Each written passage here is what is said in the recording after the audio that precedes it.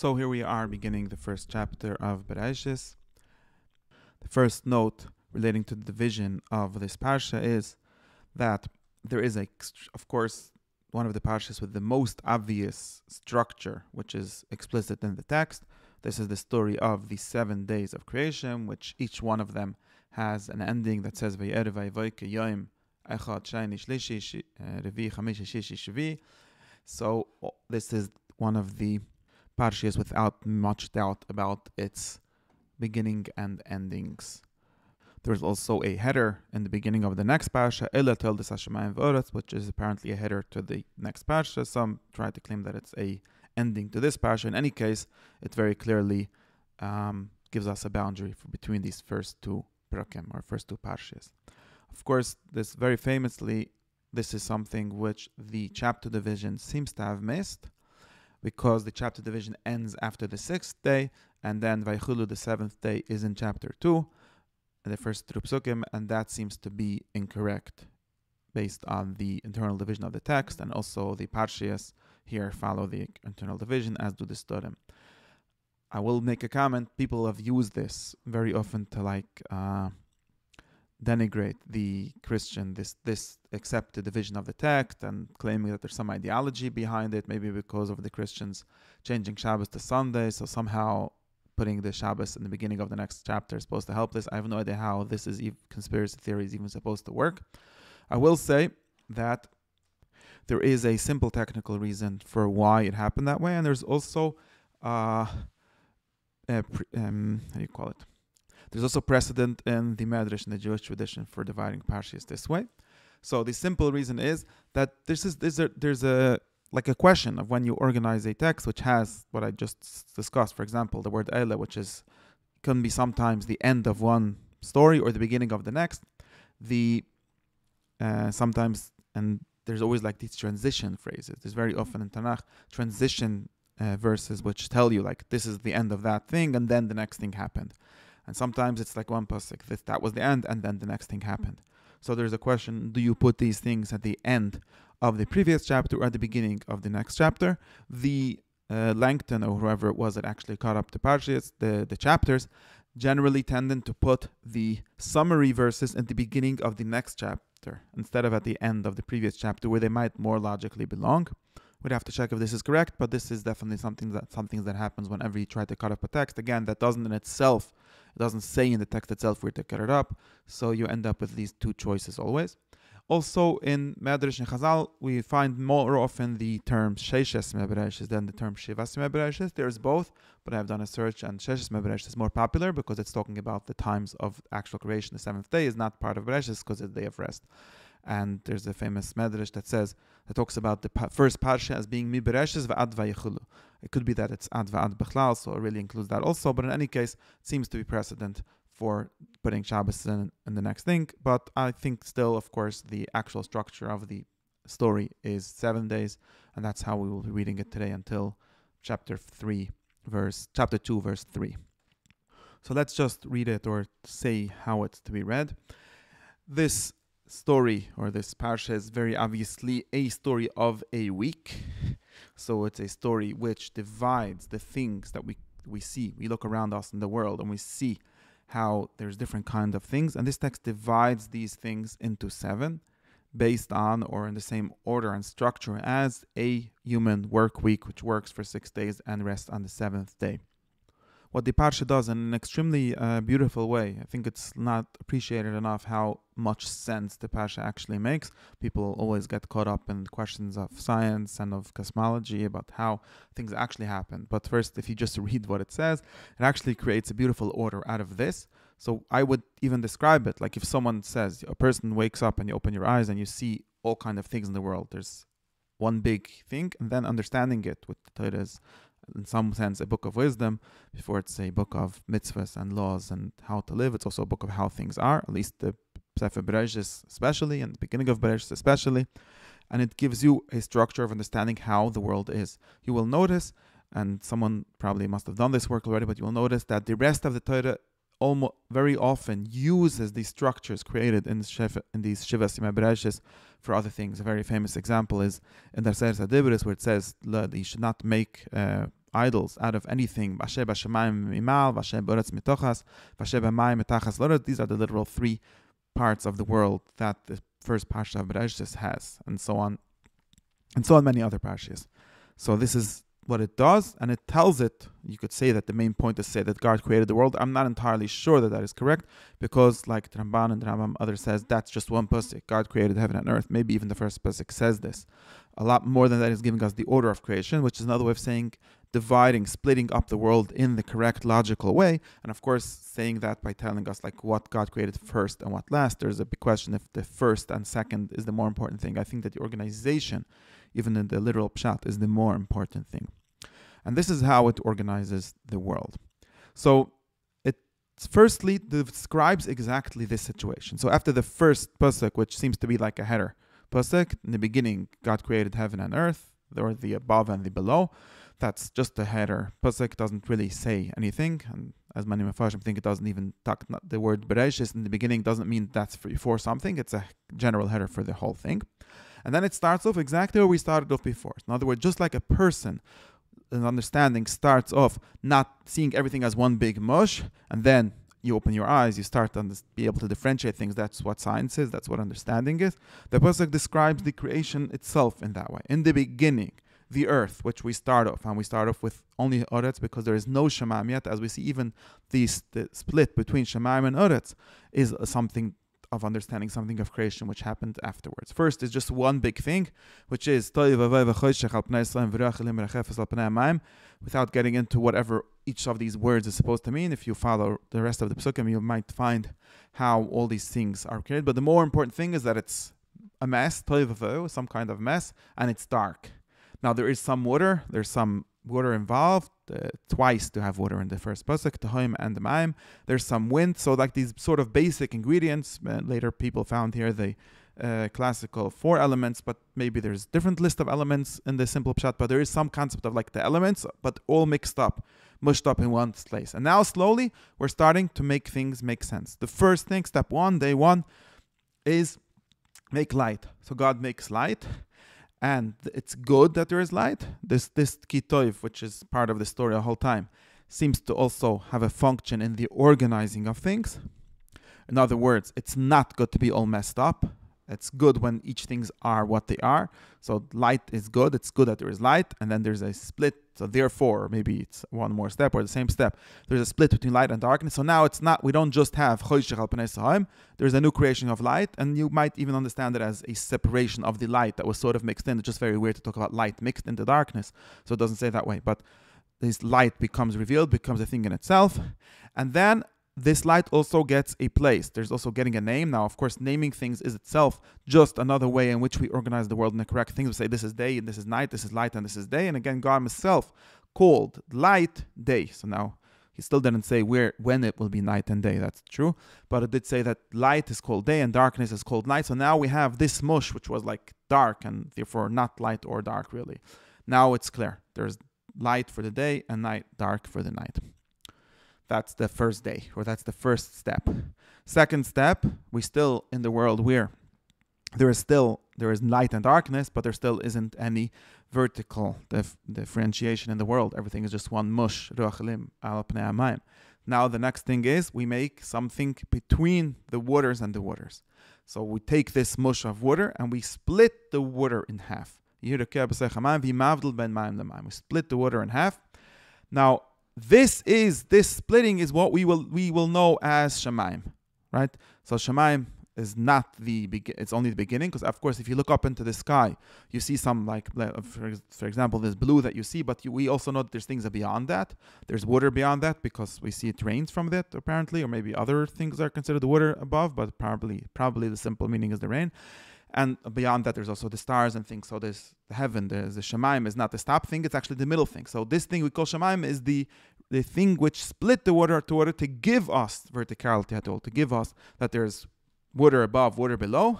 Now you'll realize until now there's only water. Why is there only water below? Because there is no earth yet. We started off with everything being water. Now, of course, when we say water, we mean water mixed with land.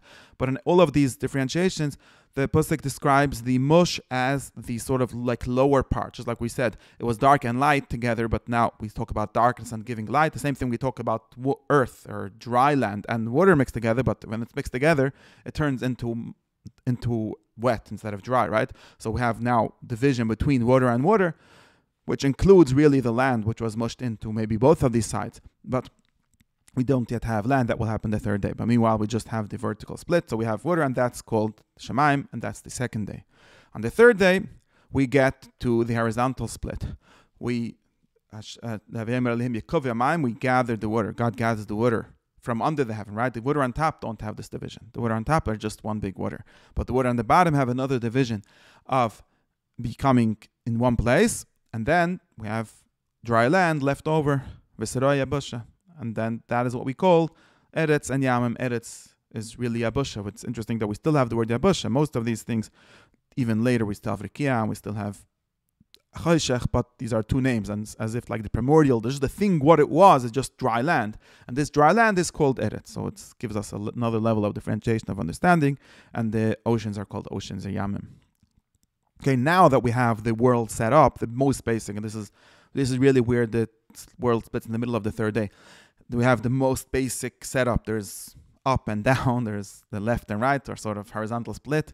There's basic levels of time. It's not clear if there's really day and night, but there's these darkness and light. Now we can talk about what lives, what happens in the world. So now the next thing is, you'll walk around, you'll notice on the dry land, there are things growing. And there's two kinds of things growing, and there's two important things about them. Number one is that there's grasses. I think grass includes things like cereals, wheat, so things that people eat, as we'll see in the later. And there's trees. Another thing interesting about, especially we see it about the trees, but if you look better, you'll see it about the grass also. So we see it later in a second. We'll see that these things also have the nature of giving birth, of perpetuating themselves through more generations. So the tree has fruit, and the fruit includes seeds, and that seeds grow and give another tree. So we don't have to talk about some kind of creation happening every time. There's already a nature which lets trees continue. And the same thing really for grass. And that's the third day, the second thing in the third day. Once we have a dry land, we could plant, so to speak, grasses and trees onto it. That is the third day. Now, we still don't have a real structure in the heaven.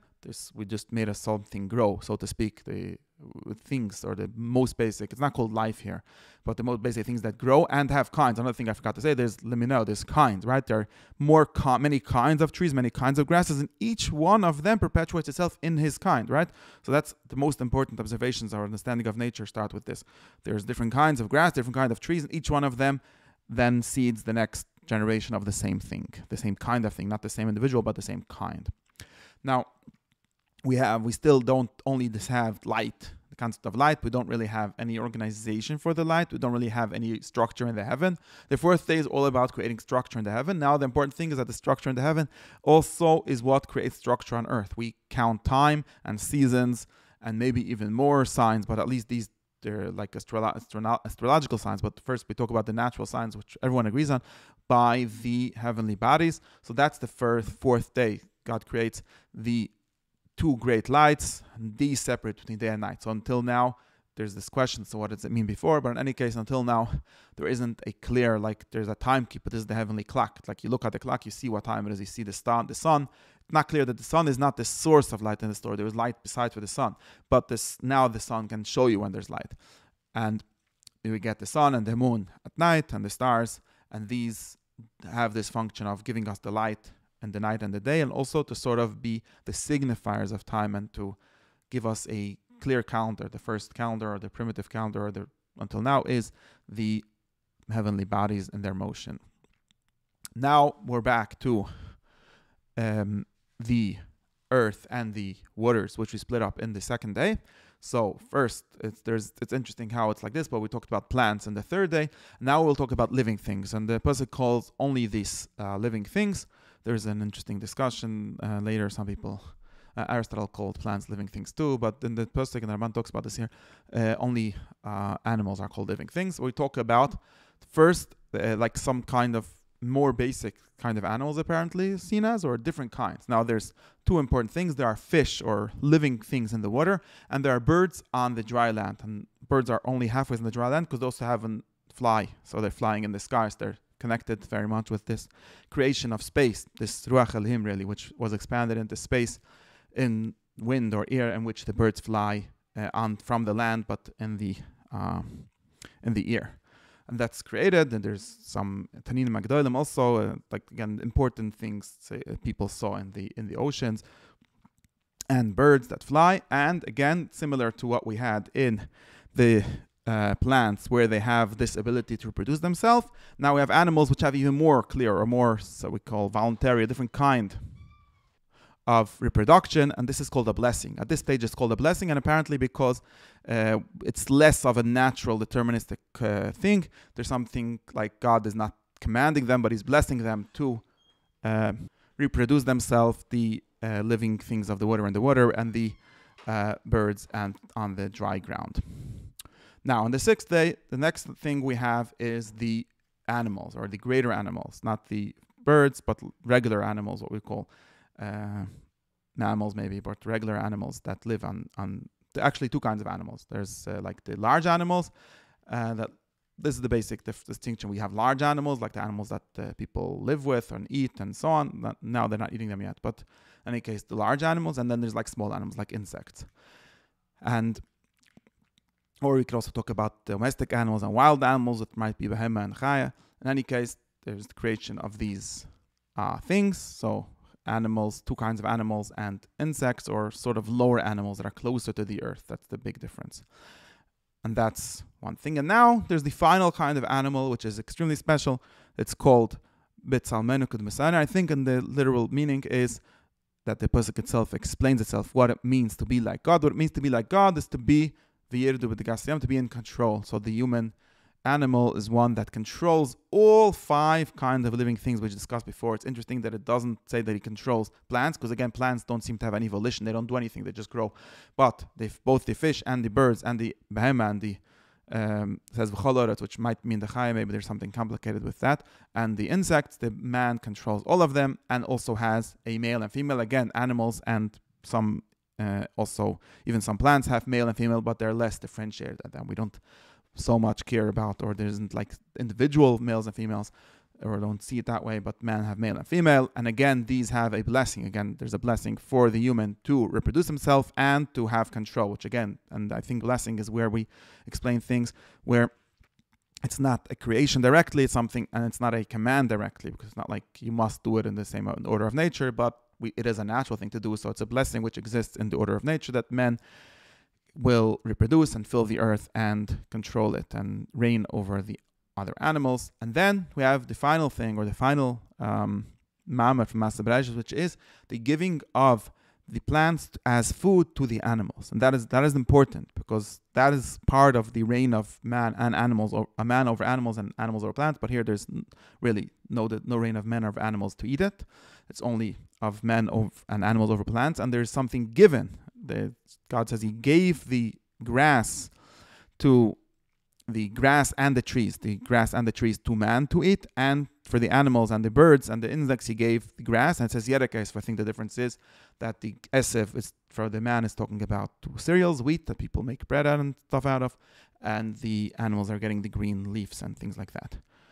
So that's just explaining the fact that people and that animals live off eating these things that grow, and that's the end. Everything is great, the world is finished, and then we just have like the seventh day, which is that everything is finished. Hashamayim v'oretz v'chol tzavam. Tzavam is like everything in them, right? The things, in other words, the plants and the animals, and in the heavens there is the stars and the sun and the moon, and he finished everything and rested, and therefore there's a new blessing, a third blessing, which is a kaddish, I say, sanctification, or making special. And the seventh day is special because God rested on it from his action, or maybe the word rest is not entirely correct. Here it says the word Shabbos, or he stopped and finished, completed. That's the complete word, and it doesn't say here explicitly, but it's pretty sure that what this means is, and therefore men act in a similar way, where they rest on Shabbos when everything is done.